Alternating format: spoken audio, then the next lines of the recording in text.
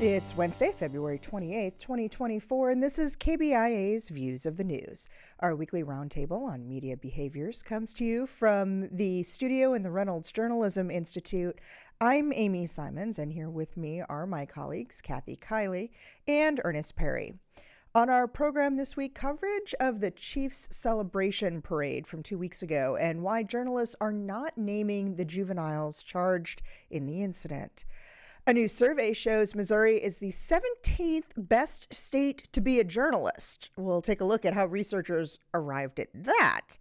And oral arguments in a long-awaited Supreme Court case, two of them actually questioning freedom of speech on social media. But we're going to start with a different, not so exciting disruption in the digital journalism space. Another round of job cuts at BuzzFeed and the complete shutdown of both Vice and DCist, most recently being housed at WAMU in Washington. Kathy, there were 15 people who were let go at WAMU, just about all of them associated with the DCist product.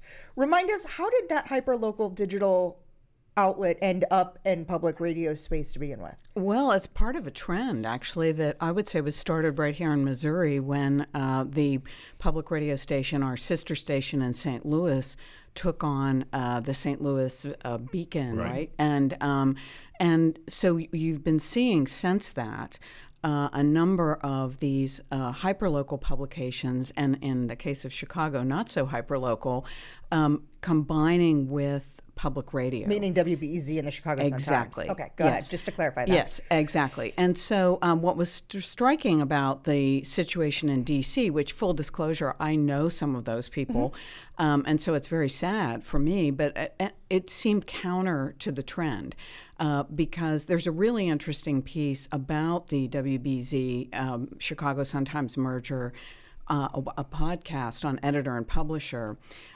where the talk is about the advantage to both of these organizations because public radio tends to have an audience that's older, wealthier, and in the case of the Sun-Times, it's a gritty city publication. So it's a combination of audiences, and they can actually help each other.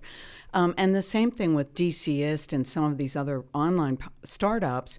They tend to have audiences that are younger, more hip, and in other words, a good play for the public radio. So I was surprised by this and disappointed, frankly. And also, last week I was at the Night Media Forum, and 24 foundations have come together to put together a fund of over $600 million to try to pump local news up. And so it would seem to me operations like this would be great candidates for this kind of money. So it just seemed really premature and harsh. Well, I mean, I think this goes back to the disruption that we've seen across media, especially in the last year. And I think it's a combination of the changing landscape of where people get their news and information. I also think it's the coming out of the pandemic shutdown and a lot of changes that have occurred within the economy. We start talking about inflation and other things. But I also think that it's and COVID just killed some of these local startups. Absolutely. Yeah. It killed a lot of these local startups. And it also led to many of the traditional news media that were leaning into those areas beginning to pull back because they haven't seen what they would consider to be a return on investment for what they put into it. And I think that's a huge part of it.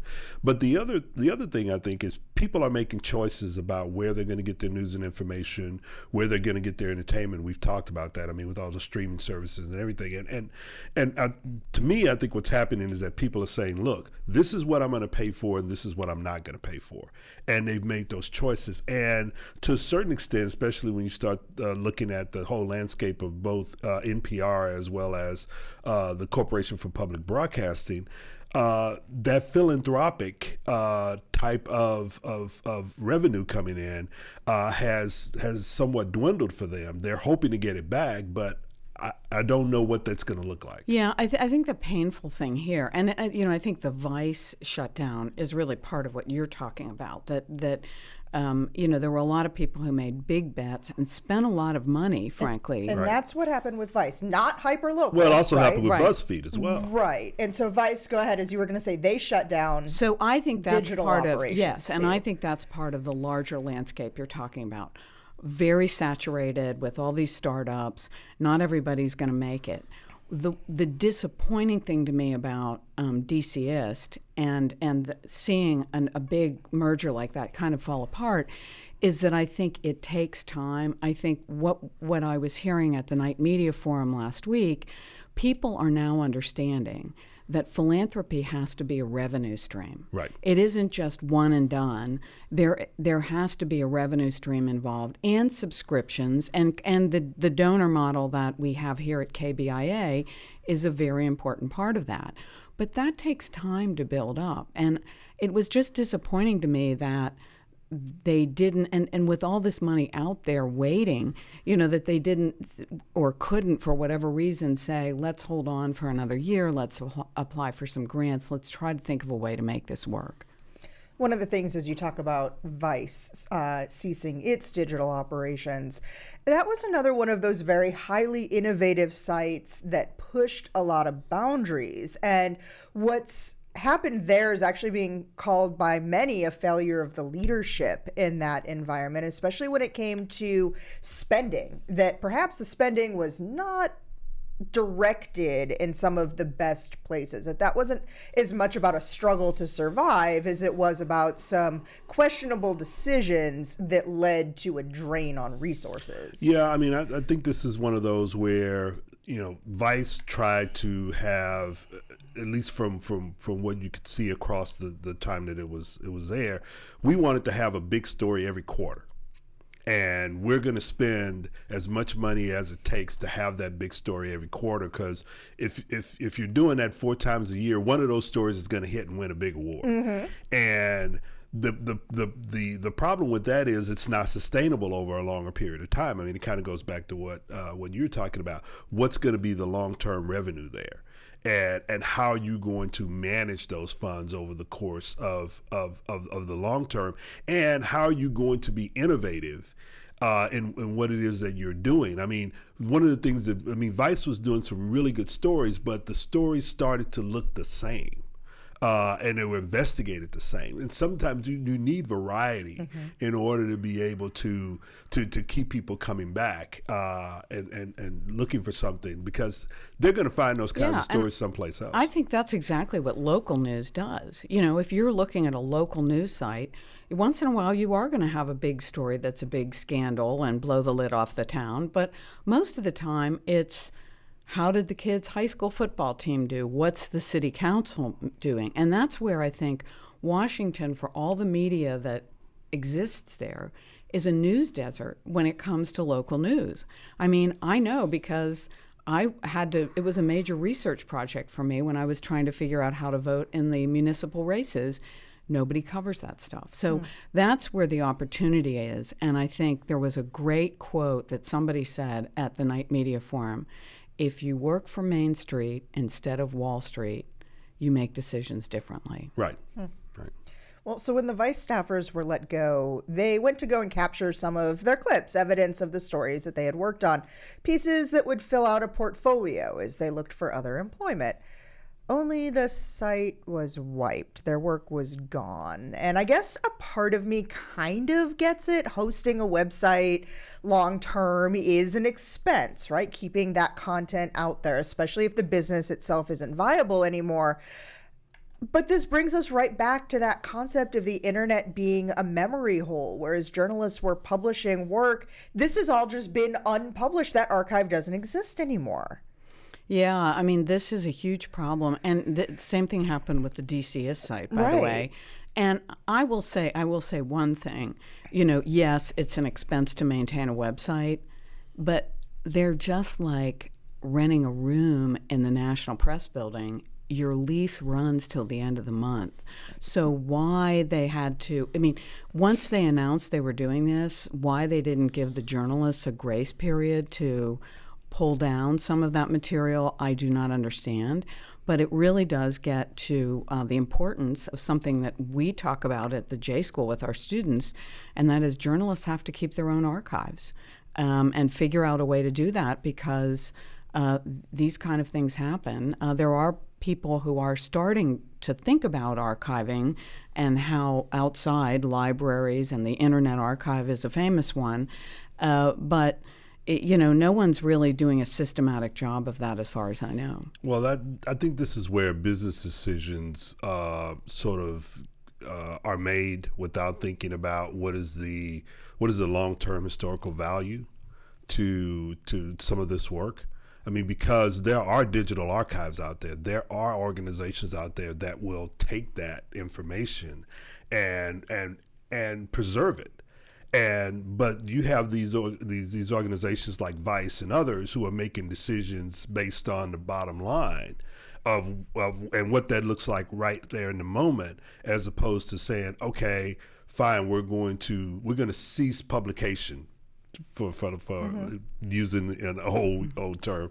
We're going to cease publication, but they're not thinking about, okay, we're going to hand this over to a library, or we're going to find a digital opera. Sort of like what you were saying. I mean, you don't have to shut that down and wipe all of that out right away. You can wait to see what value does that have outside of the monetary value. And it's kind of ironic if you think about it, right? Because as journalists, we think of ourselves as the people who are creating the first drafts of history, and in doing this, wiping it out entirely. Anybody who walks, go ahead. I was going to say, but you're talking about it in terms of how the way journalists think. Yeah. The people who actually own those operations, the hedge funds and the financiers, they're not thinking about that. They're thinking about, okay, we've just shut this down. We're trying to minimize any kind of public relations damage that could happen, or somebody coming into that website and maybe taking some information and using that information for their own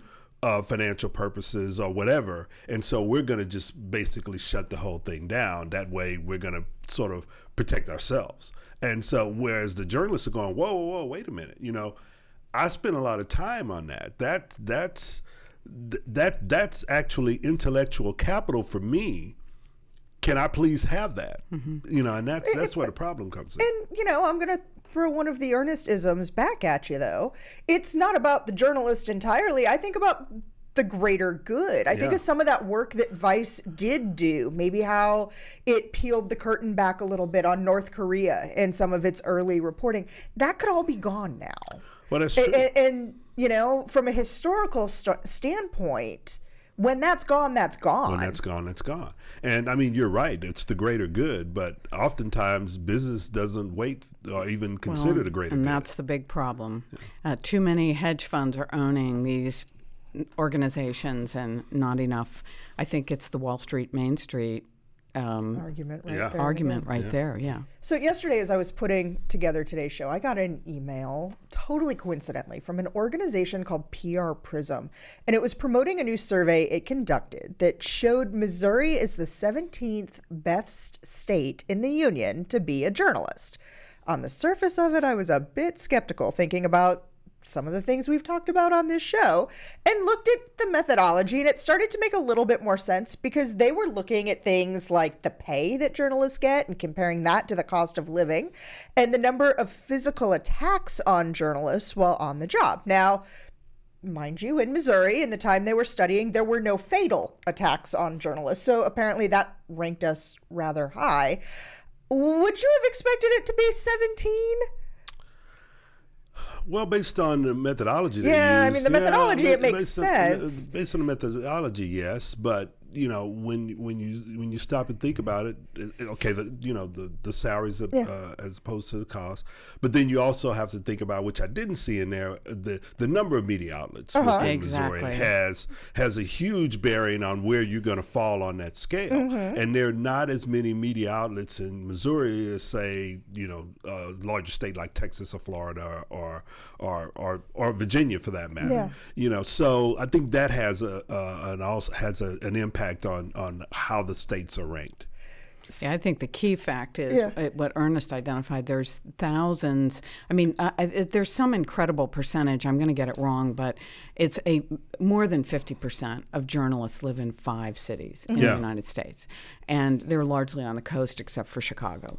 And so that, to me, is the real problem. The real problem is we don't have enough boots on the ground in the vast swaths of the country, and we need them, and that's why we need to come up with a different revenue model. Right. One of the other things that it didn't necessarily take into account as I was looking at the rankings, because I was kind of surprised to see, especially given some of the things we've talked about in the last few months, that the top state, the best place to be a journalist in the U.S. is just to our west in Kansas, which is interesting because we have been Unless talking... you live in Marion. Right.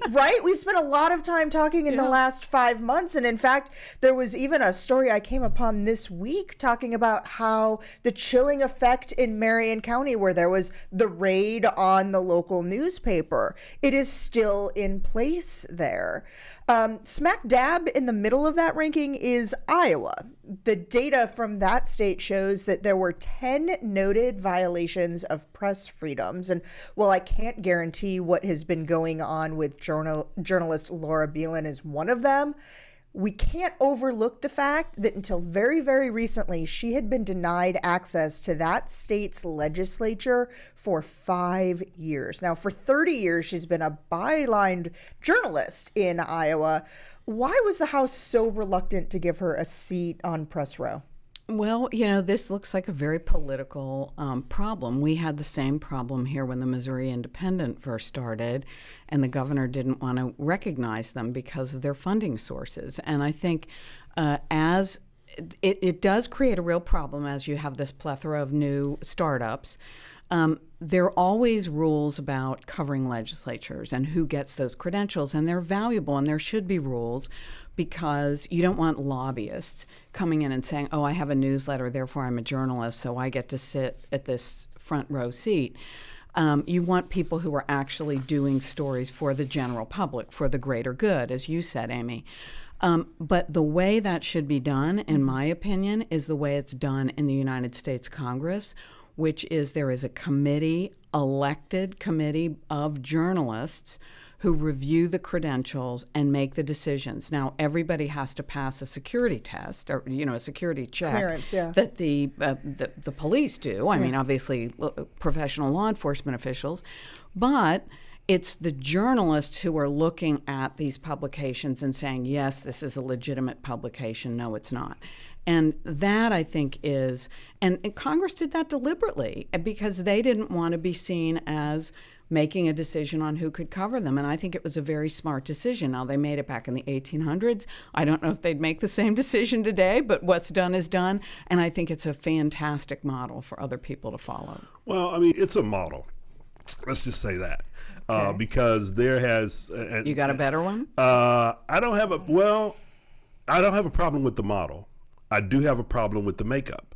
And I've always had a problem with the makeup because I've studied this as a historian, and oftentimes that makeup is made up of generally white men. The usual suspects. And the usual suspects. Yeah. And quite often, if you go back and look in history, there have been publications that have been left out of that realm. In particular, publications that served people of color.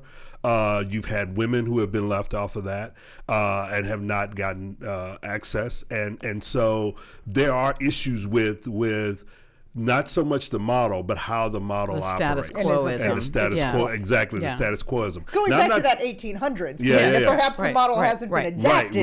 Right. But in this instance, I mean, I think that this is more political than anything else in keeping her from being able basically to do her job.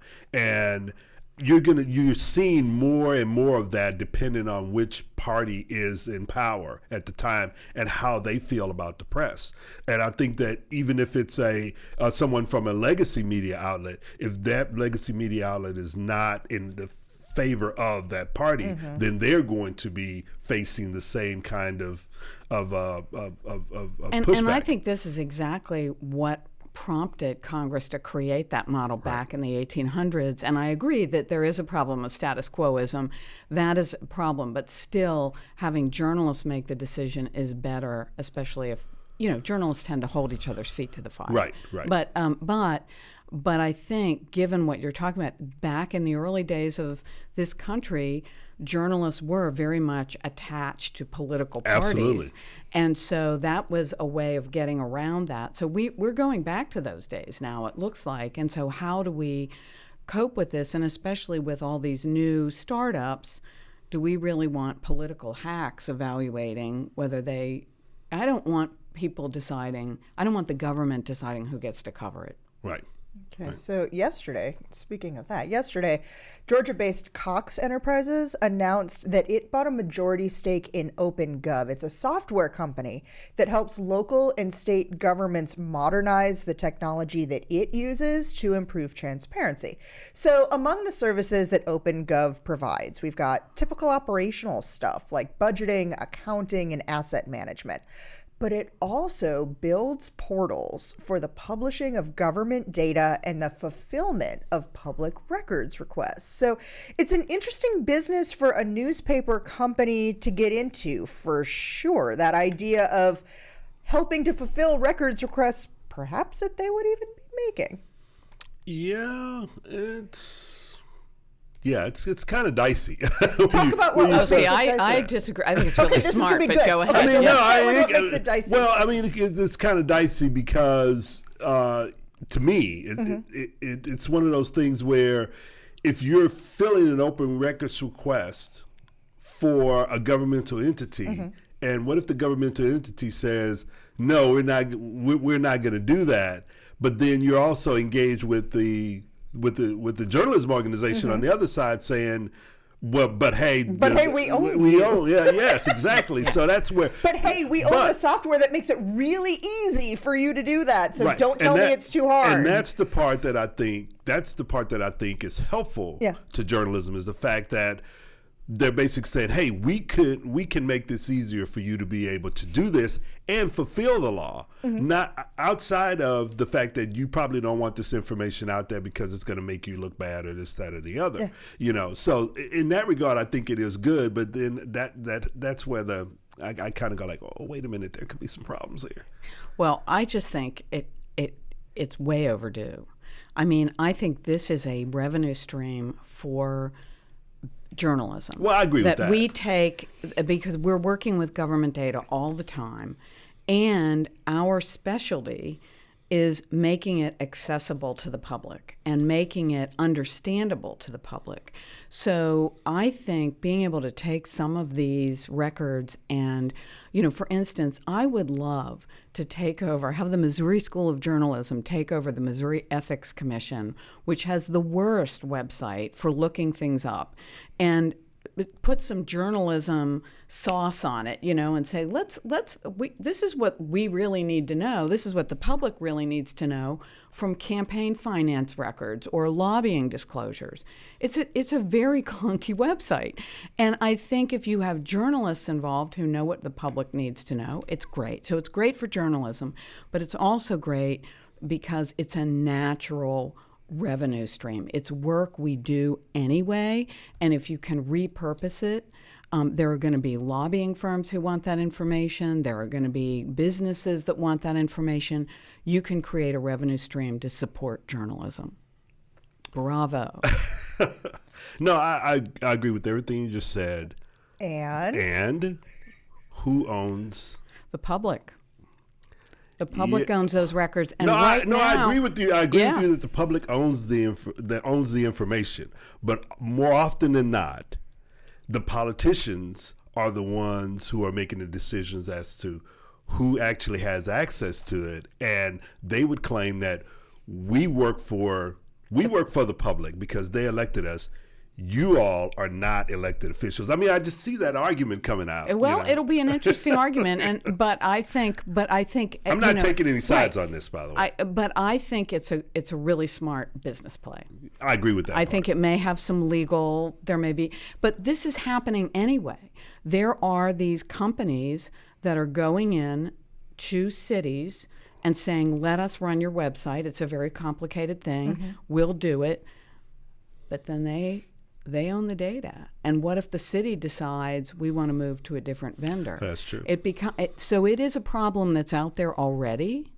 And this is something we need to go through. But I'd rather have journalists have the data because we know what to do with it. Okay. So before we go, you may have noticed that we weren't on last week, so we didn't get to talk too much about the coverage of the Chiefs celebration parade and the shooting that happened there. In fact, our show 2 weeks ago was recorded before the shooting took place, so we elected not to air it on KBIA during its regular 6:30 time slot. Here we are 2 weeks later, and there are still questions about how the news media is covering the story. Some of that criticism is coming from Kyle Rittenhouse. You may remember him. He is the man from suburban Chicago who shot and killed 3 men during protests in Kenosha, Wisconsin in August 2020.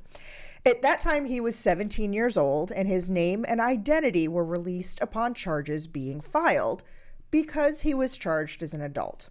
Still, Rittenhouse posted on X, formerly known as Twitter, that he wanted to know the names of the teens that were charged in connection with the incident and wanted to know why they hadn't been named. And the answer to his question is pretty simple. It has nothing to do with race, as he was insinuating. What was the reason that they haven't been named? Well, the reason they haven't been named is because under Missouri law, they're not being charged as an adult, so their names are not going to be released, and they weren't charged with felonies, even in juvenile court. So that's another reason why. Okay. I mean, we are talking about this to correct the record so that the audience understands. Yeah, absolutely. Okay, I mean, that's another reason why the names have not been released. Yeah. And that doesn't mean that there's probably some media out there who know the names of these individuals, but they've chosen not to release that because it is still under investigation, and they're not even sure what those charges are going to be, even in juvenile court, and whether or not they're actually going to stick. So I think that has a lot to do with that as well. Kathy, talk for a minute about the ethics of naming a juvenile, even if you do know the juvenile's name in a case like this. Well, and I think some of our colleagues from Mizzou here were quoted on the Poynter Institute with some really good points. And one of those points is that people do stupid things when they're young, and do we want that to follow somebody? We don't know what the circumstances were here. Who pulled the trigger? We the Kate has. Or whether or not they pulled the trigger at all. They may have just been carrying a weapon in exactly. there. Yeah. And with older people, so we don't know the circumstances. And I think before you go putting somebody's name in the paper in a way that's going to be reputationally damaging, you stop a beat if you're a responsible journalist, and that's what I think is going on here. And this is the law in Missouri, as Ernest pointed out. But I think minors are not the same as grown adults. They don't often have the same volition. We don't know why these kids were there. So I just think caution is better. Yeah. Okay. If you do want to take a look at that, the piece from Poynter is on our links blog. It has information from our colleague Kelly Stanfield and also from one of our campus colleagues, Clark Peters.